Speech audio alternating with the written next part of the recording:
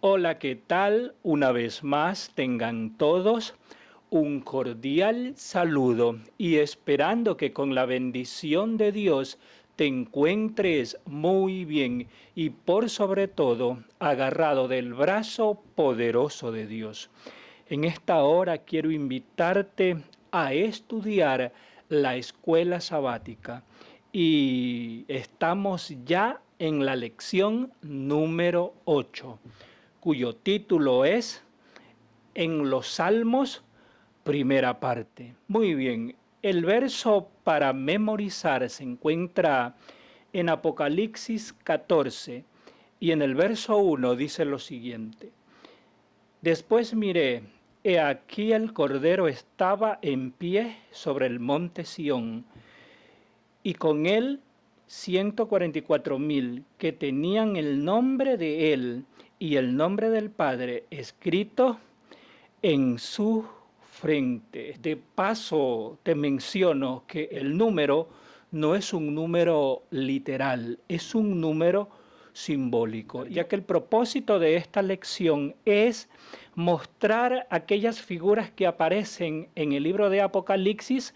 que también están en los Salmos. Por ejemplo, vamos a ver a Jesús intercediendo en el santuario celestial y vamos a ver algunas figuras en el libro de los Salmos. Ahora vamos a la primera parte que tiene que ver con nuestro sumo sacerdote. Ahora, en el libro de Hebreos, en el capítulo 9 y en el verso 11, la palabra de Dios dice lo siguiente: Cristo, por el contrario, al presentarse como sumo sacerdote de los bienes definitivos en el tabernáculo más excelente y perfecto, no hecho por manos humanas, es decir, que no de esta creación. Aquí nos habla del santuario celestial.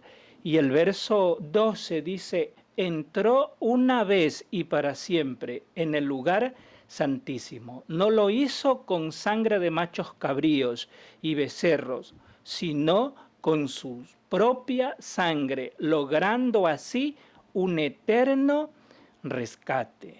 Esto tiene que ver con lo que Jesús hizo en la cruz del Calvario y que continúa haciendo en el lugar santísimo, pues Él está intercediendo por nuestros pecados para que podamos encontrar redención, el perdón y la salvación que Él nos dará cuando Él venga en las nubes de los cielos. Ahora, cuando hablamos del santuario terrenal, aquello prefiguraba a Cristo.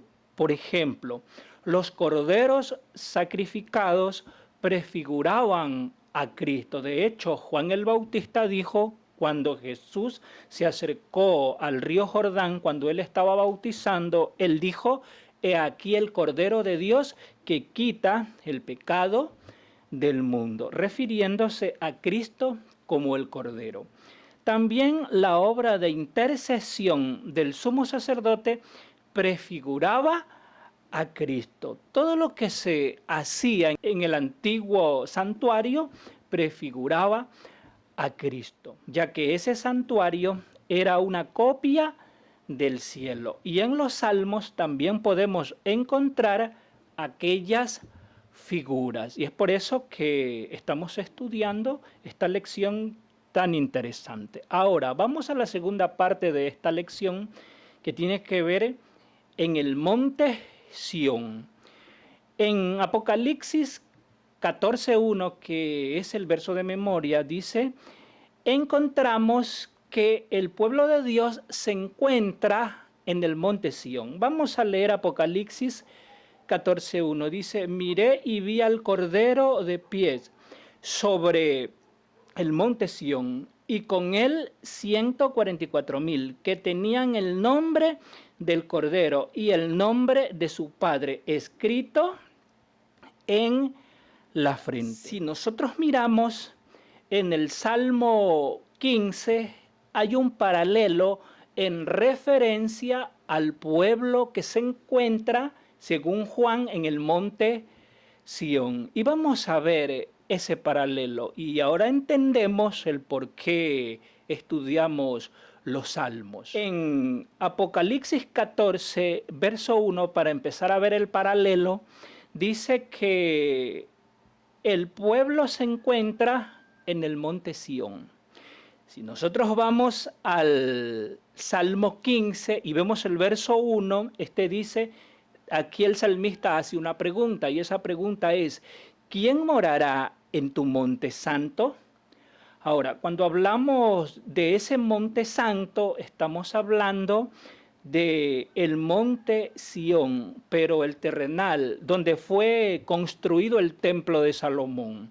Pero en Apocalipsis se habla de la Sión celestial. Y aquí hay un paralelo, porque estamos hablando de algo similar.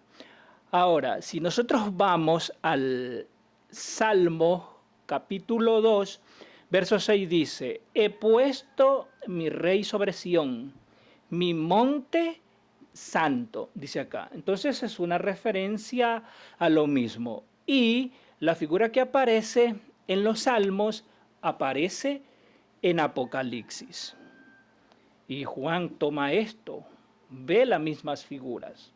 Ahora, si nosotros vamos al verso 5 de Apocalipsis 14, dice algo interesante, que es una característica que tienen los 144,000 sellados.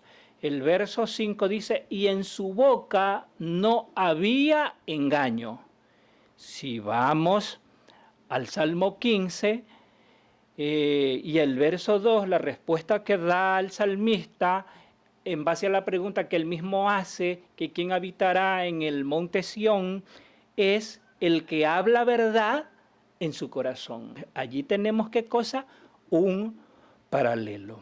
Estas son algunas características del pueblo de Dios, que estará en el monte Sión. Si es nuestro deseo estar en el monte de Dios, en el monte Sión, en la Canaán celestial, pues necesitamos tener las características que muestran los 144,000 sellados. Y aquellos personajes que aparecen en el Salmo 15, dando las características que da David a la pregunta de quién estará en el monte Sión. Y las características que David da en el Salmo 15 son las de los 144,000. Y llegamos a la tercera parte. Aquellos que Juan vio en el monte Sión tienen el nombre del Padre y del Cordero y lo tienen en la frente. Es decir, que tienen el carácter de Jesús. Porque cuando nosotros hablamos de un nombre, en la actualidad el nombre se lo usa tan solo para identificar a una persona, para llamar a una persona, pero en los tiempos bíblicos el nombre no necesariamente se lo utilizaba para eso, sino que el nombre mostraba el carácter de la persona, por así decirlo. Y hoy, cuando hablamos de que esa persona tiene un buen nombre, estamos hablando de un buen carácter, es decir, que tiene buena reputación. Y Dios hace algo interesante, pues Él da a notar, Él da a mostrar su buen nombre. Y eso lo muestra en Éxodo 34, verso 5, dice, y Jehová descendió en la nube y estuvo allí con él, proclamando el nombre de Jehová. ¿Y qué fue lo que proclamó? ¿Qué muestra su nombre? El carácter de Dios. ¿Y cómo es Dios? El verso 6 dice, y pasando Jehová por delante de él, proclamó, Jehová, Jehová fuerte, misericordioso, piadoso, tardo para la ira y grande en misericordia y en verdad. Aquello es una definición del carácter de Dios. ¿Y cómo podemos aplicar esto a nuestras vidas? Cuando guardamos los preceptos de Dios, cuando guardamos la ley de Dios. y guardamos la ley no para tener un buen carácter, sino que ese carácter es que te hace guardar la ley, porque te nace guardarla, te gusta guardarla. La ley es dulce para ti, es dulce como la miel. En cierta ocasión dijo David eso. ¿Y sabes por qué? Porque Dios la puso, la ley, en nuestra mente, en nuestro corazón. Mira lo que dice Hebreos capítulo 10, verso 16. Este es el pacto que haré con ellos. Después de aquellos días, dice el Señor, pondré mis leyes en sus corazones y en sus mentes las escribiré. Es decir, que la ley no solo estará en una tabla de piedra, en un cuadro en la pared, no, ahora Dios puso la ley en nuestros corazones, en nuestra mente. Qué pena que algunos dicen que la ley fue abolida, cuando aquello no es verdad. Lo que la Biblia enseña es que la ley no fue abolida, sino que fue puesta en las tablas del corazón. ¿Y qué significa esto? Como dije antes, es que te nace guardar la ley. Lo haces con gusto, lo haces para agradar a Dios. Y de esa manera obtienes el carácter de Dios, el carácter de Jesús.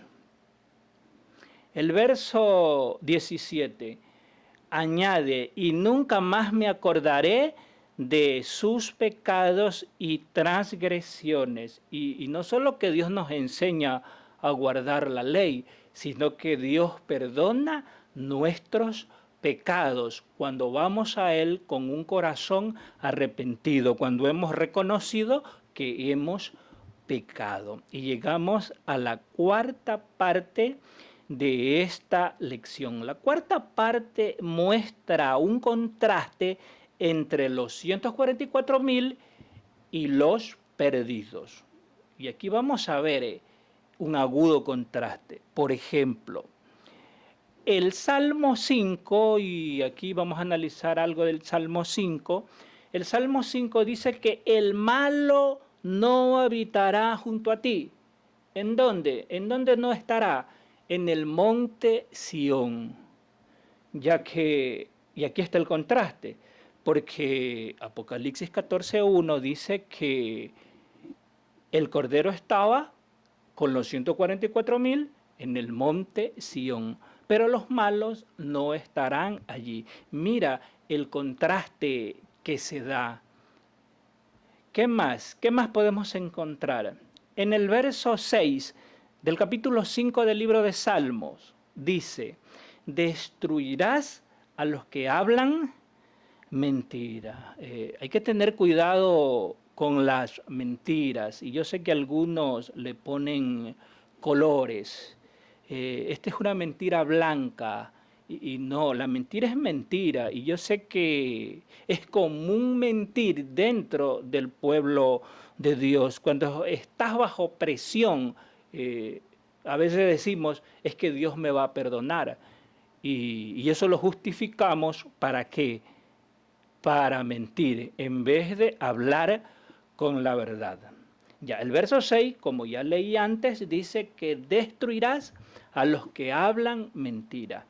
En Apocalipsis 14, el verso 5, una de las características que tienen los 144,000 sellados es que en sus bocas no fue hallada mentira. Si ves nuevamente el contraste. Ahora, ¿qué podemos hacer nosotros para llegar al monte Sión? ¿Será que podemos llegar al monte Sión? Claro que sí. Y hay una razón específica por la que llegaremos, con la ayuda de Dios, al monte Sión.